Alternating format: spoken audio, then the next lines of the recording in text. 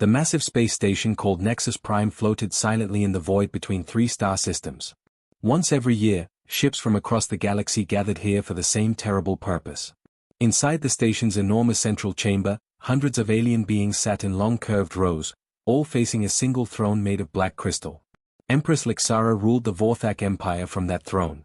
She was tall and frightening, with dark purple skin and 4 powerful arms. Sharp spines ran along her back, and her yellow eyes glowed with cruel intelligence. For 3,000 years, her people had conquered world after world, forcing every species they found to bow down and pay tribute. The chamber buzzed with nervous whispers in dozens of different languages. Representatives from the conquered world sat stiffly in their seats, clutching datapads that showed how much food, metals, and technology their planets would give to the Empire this year. They had no choice. Those who refused to pay were destroyed without mercy. Near the back of the chamber, a small group of humans sat quietly. Ambassador James Thompson wore a simple gray uniform with no decorations or medals. Beside him, his assistant Rebecca Mills held a single small case. The other aliens glanced at them curiously. Everyone knew about the humans by now, though most considered them barely worth noticing. The humans had appeared in the galaxy about 100 years ago. Their ships were slow and clumsy compared to Imperial vessels. Their technology seemed primitive. They had managed to avoid conquest only because they stayed neutral and kept to themselves in their small corner of space. The Empire allowed them to exist because they posed no threat and sometimes provided useful trade goods. Empress Lixara raised one of her 4 hands, and the chamber fell silent. Her voice echoed through the vast space, amplified by hidden speakers. The tribute ceremony begins. Each species will present their offerings to the Empire. One by one, the alien representatives approached the throne. The insect-like Caridians offered shipments of rare crystals. The aquatic Northlands promised schools of their young to serve as Imperial soldiers. The stone-skinned Granitus would provide heavy metals from their mining worlds. Each delegate bowed low before the throne, speaking the ritual words of submission that kept their worlds safe from destruction. Finally, only the humans remained. James Thompson stood slowly and walked toward the throne with calm, measured steps. The other aliens watched with interest. What could the primitive humans possibly offer that would satisfy the Empress? James stopped at the base of the crystal throne and looked up at Empress Lixara. He did not bow. He did not kneel. He simply stood there with his hands clasped behind his back, meeting her terrible gaze without fear. "Human," the Empress said, her voice dripping with contempt, "present your tribute to the Empire." James smiled slightly. "Your Majesty, humanity respectfully declines to pay tribute. We are withdrawing from all treaties with the Galactic Empire, effective immediately." The chamber erupted in shocked gasps and frightened whispers. Several alien delegates actually fell from their seats. No one had ever defied the Empire like this. It was suicide. The humans would be crushed within days, their worlds turned to ash. Empress Lixara's 4 hands clenched into fists. Her yellow eyes blazed with rage as she rose from her throne. The temperature in the chamber seemed to drop as her fury filled the air like a living thing. "You dare defy me?" she roared. "Your pathetic little species will be ground to dust. I will personally watch as your homeworld burns." James reached into his jacket and pulled out a small device about the size of his palm. It looked ordinary, like a simple communicator. "We thought you might react this way, Your Majesty." He pressed a single button on the device. For a moment, nothing happened. Then every communication screen in the chamber began flashing with urgent alerts. Imperial officers throughout the station started receiving reports that made no sense. Energy signatures were appearing across 17 different star systems simultaneously. Massive energy signatures. The Empress spun toward her military advisors, who were staring at their displays in confusion and growing alarm. "What is happening?" she demanded. On the main tactical screen at the front of the chamber, a map of Imperial space flickered to life. Red dots began appearing across the map, thousands of them, each one representing a massive energy source that had somehow appeared from nowhere. James Thompson watched the display calmly, his hands still clasped behind his back. "For the past 50 years, we have been placing assets throughout your empire. What your sensors detected as asteroids, space debris, and derelict hulks were actually our ships, disguised and waiting." More red dots appeared on the map. Hundreds became thousands. The entire Imperial fleet was suddenly surrounded by unknown contacts that had appeared as if by magic. 3,000 ships, James continued conversationally. Each one more advanced than your best vessels. Each one crewed by humans who have spent decades studying your tactics, your weaknesses, your every move. Empress Lixara stared at the tactical display in horror. Her empire, built over 3 millennia of conquest, was suddenly faced with an enemy that had outmaneuvered her completely. The humans had not been primitive at all. They had been patient, methodical, and far more dangerous than anyone had imagined. "This is impossible," she whispered. James turned to face her one last time. "Your Majesty, you taught us that in this galaxy, only the strong survive. Today, you discover just how strong humanity really is." The other alien delegates sat in stunned silence, hardly daring to breathe. Everything they thought they knew about the galaxy had just changed forever. Admiral Michael Hayes stood on the bridge of the UES Defiance, watching the stars shimmer and bend around his massive warship. For 50 years, this moment had been nothing but a dream shared by Earth's military planners. Now it was finally happening. All across the galaxy, the greatest deception in history was coming to an end. "All stations report ready, Admiral," said Commander Lisa Parker from her position at the communications console. Her voice was steady, but Hayes could see the excitement in her eyes. They had waited so long for this day. Hayes nodded and activated his command chair's communication system. "This is Admiral Hayes to all fleet commanders. Operation Sunrise is now active. Decloak on my mark." Throughout 17 star systems, 3,000 human ships received the same message. They had been hiding in plain sight for decades, their hulls covered with holographic projectors that made them appear to be nothing more than floating junk. Advanced stealth systems had masked their energy signatures, making them invisible to Imperial sensors. Captain Robert Chen commanded the destroyer UES Lightning, which had been disguised as a broken asteroid for 12 years. His crew had lived in that cramped ship, maintaining perfect silence and discipline while Imperial patrols passed within kilometers of their position. Now, as he watched his holographic camouflage flicker and die, he felt a surge of pride at what humanity had accomplished. "Stealth systems offline," reported his navigation officer, Lieutenant Karen Foster. "We are now visible to all sensors." The same scene played out across the galaxy. What Imperial forces had catalogued as space debris suddenly blazed to life with massive energy signatures. Fake asteroid fields revealed themselves to be battle groups of human dreadnoughts. Abandoned space stations powered up their weapons and showed their true colors. Even some planets that the Empire thought were uninhabited were actually secret human bases, heavily fortified and ready for war. On the bridge of the Imperial battleship Destroyer of Worlds, Admiral Korath stared at his sensor displays in disbelief. His ship was patrolling the outer rim when impossible readings began appearing on his screens. Energy signatures were materializing all around his fleet, far too large and powerful to be anything but major warships.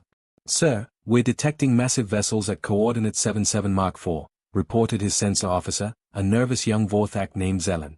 "They appear to be human designs." Korath's 4 eyes narrowed as he studied the tactical display. "That's impossible. Human ships are primitive cargo haulers and mining vessels. They couldn't hide anything from our sensors." But even as he spoke, more contacts appeared on the screen. Dozens of them. Then hundreds. His entire fleet was suddenly surrounded by unknown vessels that seemed to have materialized from thin air. The largest signature belonged to a ship that dwarfed even his own massive battleship. It was sleek and angular, covered with weapons arrays and launch bays. As he watched, smaller ships began pouring out of it like angry insects from a disturbed hive.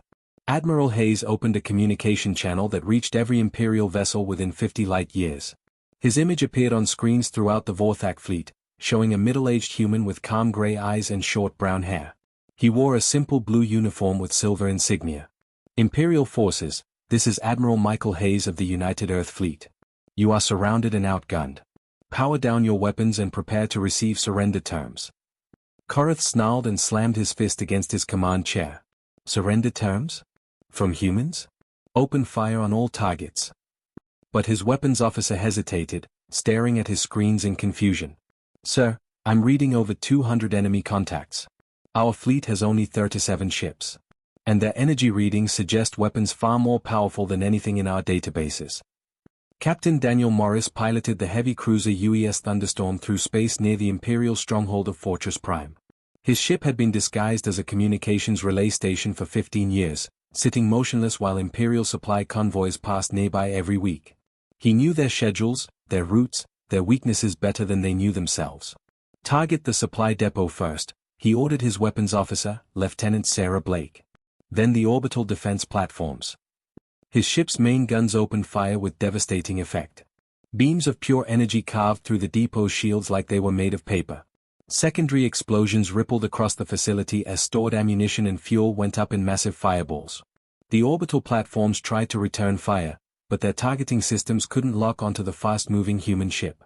Morris had studied their reaction times for years. He knew exactly how to stay ahead of their weapons. Within minutes, Fortress Prime's outer defenses were burning wreckage. Similar attacks were happening throughout the Empire as human ships emerged from hiding and struck with surgical precision at military targets. On Nexus Prime Station, Empress Lixara watched the tactical displays with growing horror. Red warning symbols were appearing faster than her officers could count them. Her Empire's communication networks were flooding with distress calls from every corner of Imperial space. "Your Majesty," gasped her chief military advisor, "we're receiving reports of attacks in the Keldon sector, the Vorthak home systems, and the outer territories. Hundreds of our installations are under assault."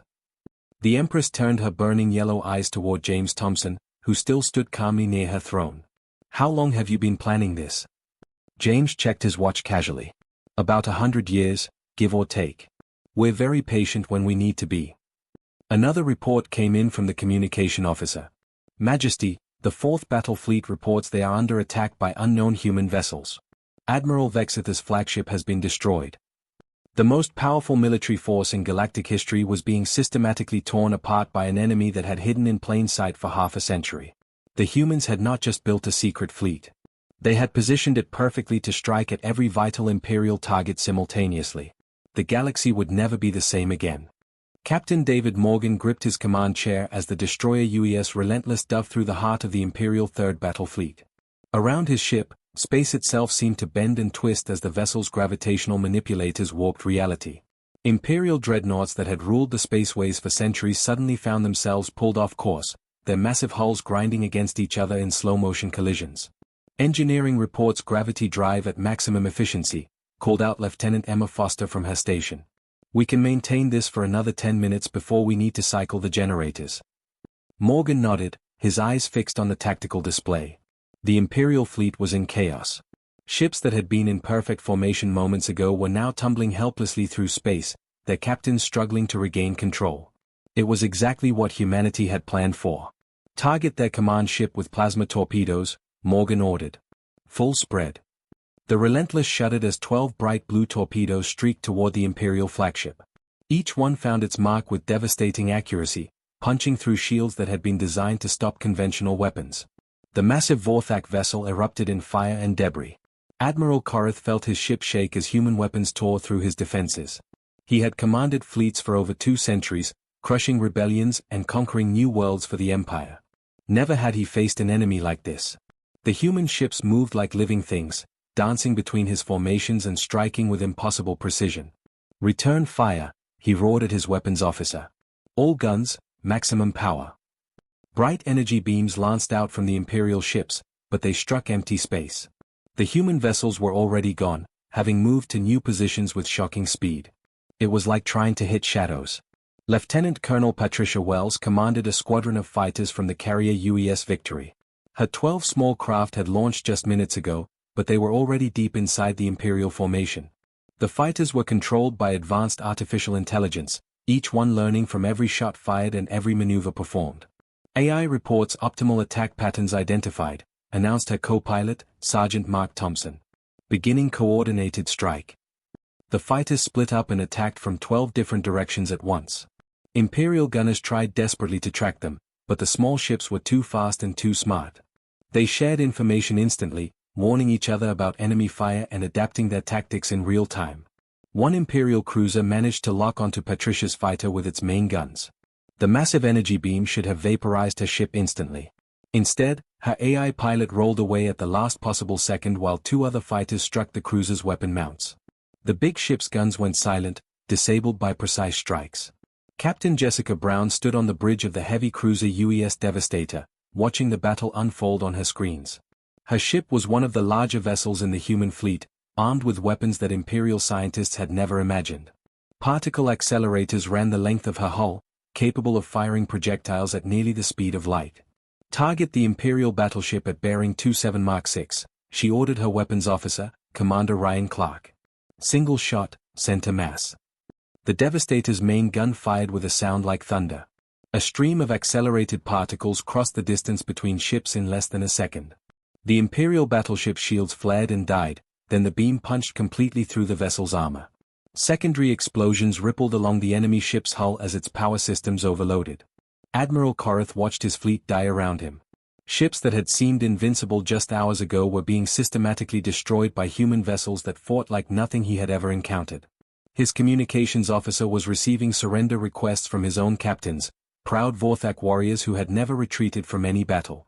"Sir, the destroyer Blade of Conquest reports critical damage," the officer announced. "Captain Zareth requests permission to abandon ship." Before Korath could respond, another report came in. "The cruiser Death's Hand has lost all power.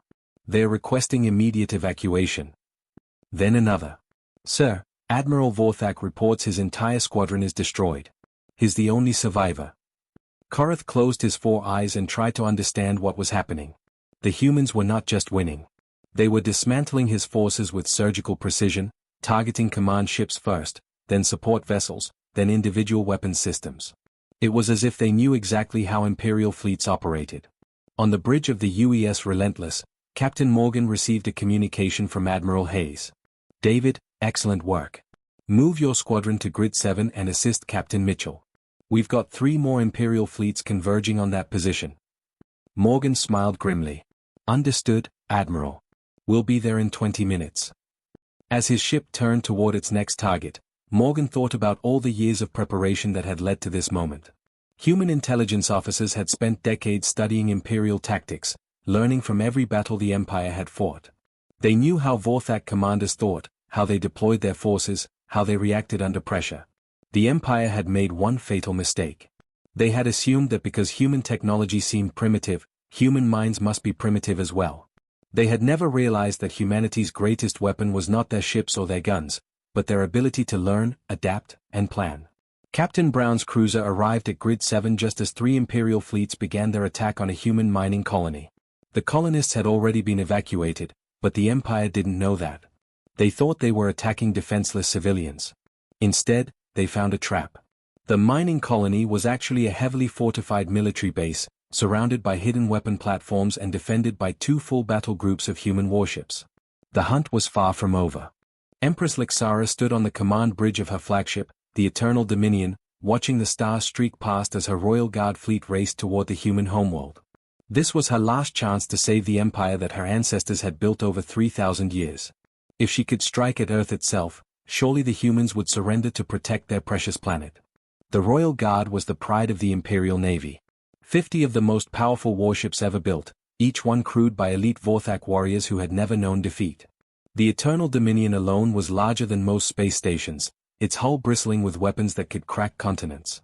"My Empress," said Admiral Thaxon, her most trusted military commander, "we will reach the Sol system in 2 hours. Our scouts report only light human defenses. Their homeworld will fall quickly." Lixara nodded, her 4 arms crossed behind her back. "Good. Once we destroy their capital city, they will beg for mercy. The other species will see that defying the Empire leads only to death." But as the Royal Guard fleet dropped out of hyperspace at the edge of the Sol system, they found something very different from what their scouts had reported. The space around Earth blazed with energy signatures beyond counting. Massive orbital platforms hung in perfect geometric formations, their weapons already tracking the Imperial ships. The moon itself seemed to glow with power, its surface covered with railgun installations that could fire projectiles across the entire system. "Impossible," whispered Admiral Thaxon, staring at his sensor displays. "The humans couldn't have built all of this without us knowing." But they had. 4 decades, while Imperial intelligence agents watched human trade ships and mining vessels, the real work had been happening in secret. Deep underground factories on Earth and its colonies had been producing weapons and defense systems using technology the Empire had never imagined.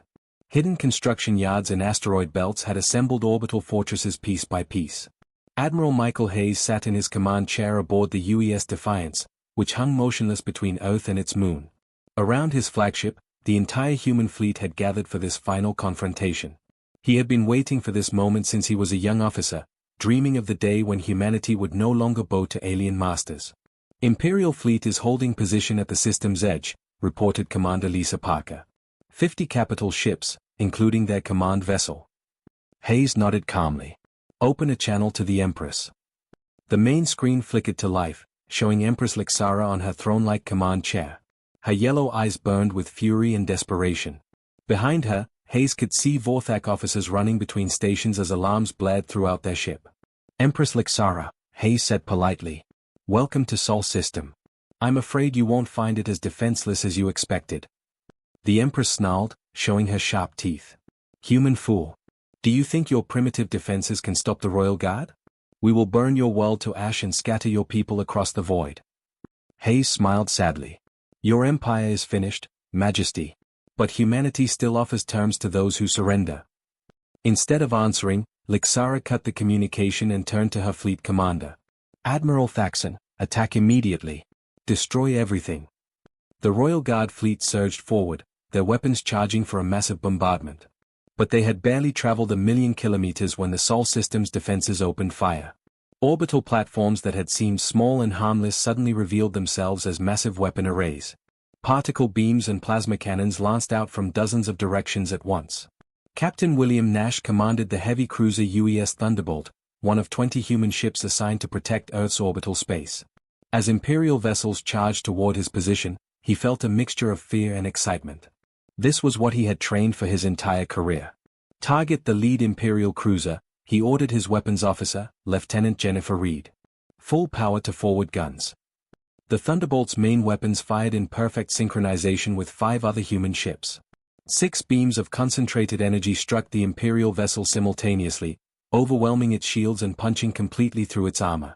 The enemy ship broke apart in a brilliant explosion that lit up the darkness of space. But the human fleet was just the beginning. As the Royal Guard pushed deeper into the system, Earth's moon opened fire with railguns that accelerated metal slugs to incredible speeds. Each projectile hit with the force of a nuclear weapon, smashing through Imperial shields like they were made of paper. Admiral Thaxon watched in horror as his supposedly invincible fleet was torn apart. My Empress, we must retreat. The humans have turned their entire system into a fortress. But there was nowhere to run. Human ships had moved to block every escape route, while more defensive platforms powered up throughout the system. The trap was complete. The Eternal Dominion shuddered as multiple human vessels concentrated their fire on the Imperial flagship. Empress Lixara was thrown from her command chair as explosions rocked her ship. Emergency lights flickered on as main power failed. Hull breach on deck 7 through 12, shouted a damage control officer. Life support is failing. Captain Nash moved in for the killing blow, his cruiser's weapons locked onto the Imperial command section. But as his finger hovered over the firing button, Admiral Hayes' voice came over the communication system. All ships hold fire. The Imperial flagship has lowered its shields. On the bridge of the dying Eternal Dominion, Empress Lixara stood among the wreckage of her dreams. Smoke filled the air, and half her crew lay unconscious at their stations. Through the broken viewports, she could see her Royal Guard fleet scattered and burning. Commander Helen Brooks led a team of human marines onto the Imperial bridge. She found the Empress standing alone beside her damaged throne, staring out at the destruction of her fleet. Your Majesty, Brooks said formally, by order of the United Earth Fleet, you are under arrest for crimes against sentient beings. Lixara looked at the young human officer with something approaching respect. How? She asked quietly. How did your species defeat an empire that conquered the galaxy?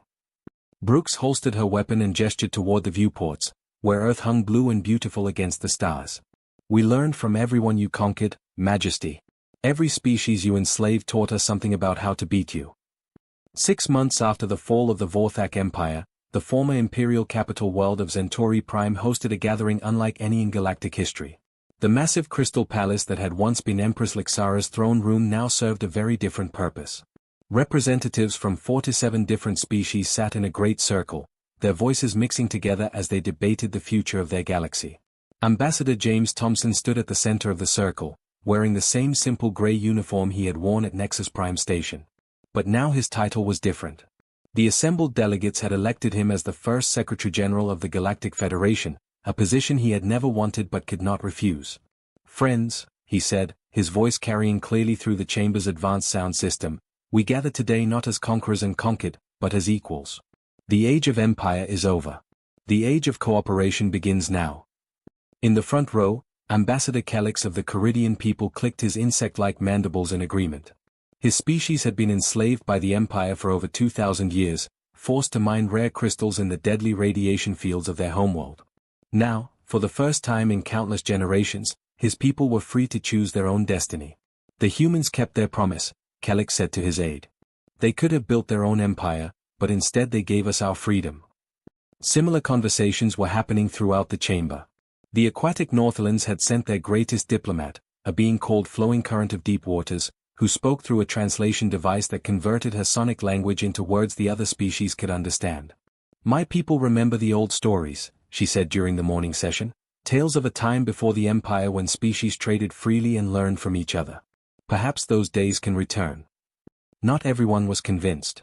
Ambassador Grex of the Granite Confederation, a massive stone-skinned being who stood 3 meters tall, had voiced concerns about humanity's true intentions.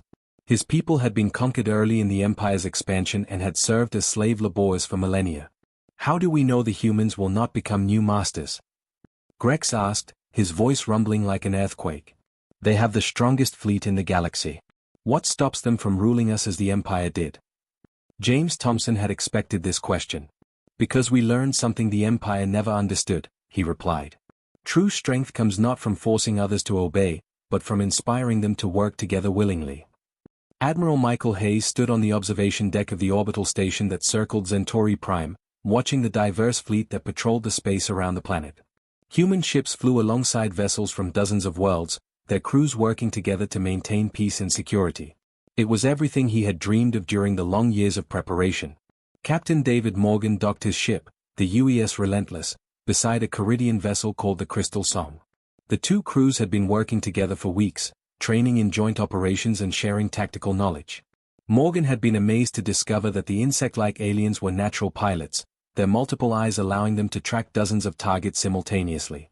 Captain Morgan, called Commander Sittal through his ship's communication system, your navigational techniques are most impressive. My crew would benefit from further instruction. Morgan smiled. Happy to help, Commander. And would love to learn more about your sensor technology. Fair trade. This kind of cooperation was happening throughout the galaxy. Species that had been forbidden from communicating under Imperial rule were now sharing knowledge freely. The Northland's advanced medical techniques were helping to heal worlds damaged by centuries of exploitation. The Granitus mining expertise was being used to build new space stations and colonies. On the prison moon of Titan, former Empress Lixara sat in her comfortable cell, watching the Federation proceedings on a small screen. Her quarters were simple but clean, with books, art supplies, and a window that looked out over Saturn's rings. The humans had treated her with more dignity than she had ever shown to her enemies. A soft chime indicated that someone was at her door. Commander Helen Brooks entered, carrying a tray with Lixara's evening meal. The human officer had visited regularly over the past months, not as a guard but as someone who genuinely wanted to understand the former ruler's perspective. The Federation Council voted today to establish a new trade network, Brooks said, setting the tray on the small table. Free passage for all member species, with no tribute required to anyone. Lixara picked up a piece of fruit, one of the few foods that both humans and Vorthax could eat safely. Your people truly mean to change everything, don't they? Brooks nodded. We have to. The old way of ruling through fear and force only creates more conflict. We want to build something that will last. The former Empress was quiet for a moment, thinking about her conversation with Admiral Hayes just after her capture. He had told her that humanity had learned from every species the Empire had conquered, studying not just their military tactics but their cultures, their philosophies, their dreams. You know, Lixara said slowly, when I was young, before I became Empress, I used to wonder what the galaxy would look like if different species could work together instead of fighting each other. The Empire crushed those dreams out of me. Brooks sat down across from her. Maybe it's not too late to dream again. Back in the Federation Council chamber, James Thompson was concluding the day's session. Through the great windows, delegates could see the lights of ships from across the galaxy, all flying together under the new Federation flag. Tomorrow we begin the real work, he announced. Building a future where no species has to fear conquest, where knowledge is shared freely, and where the strong protect the weak instead of enslaving them. The galaxy had indeed changed forever. And perhaps, as former Empress Lixara had admitted to herself months ago, that was exactly what it needed.